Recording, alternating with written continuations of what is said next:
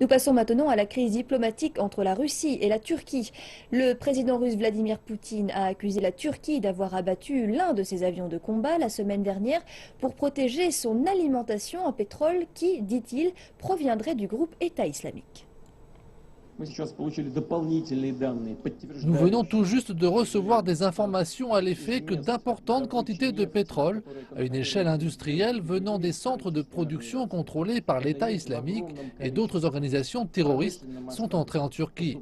Et nous avons toutes les raisons de croire que la décision d'abattre notre avion a été dictée par le besoin d'assurer la sécurité des lignes d'approvisionnement.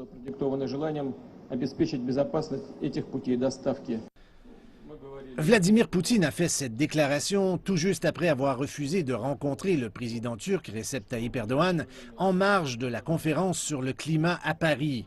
Cette dernière salve dans la furieuse guerre de mots entre les deux pays survient alors que le corps du pilote tué dans l'incident a été rapatrié en Russie.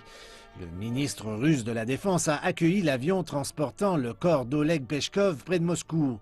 La dépouille avait d'abord été transférée de Syrie en Turquie avant d'être remise à des diplomates russes. Les deux militaires russes à bord de l'avion qui a été abattu le 24 novembre ont réussi à s'éjecter de l'appareil et à atterrir du côté syrien de la frontière. Le ministre russe de la Défense a expliqué que Peshkov a été abattu par des coups de feu une fois sur la terre ferme. L'autre pilote, Konstantin Mouraktine, a été secouru par les forces spéciales russes et syriennes. Un autre militaire russe a aussi été tué lors de l'opération de sauvetage.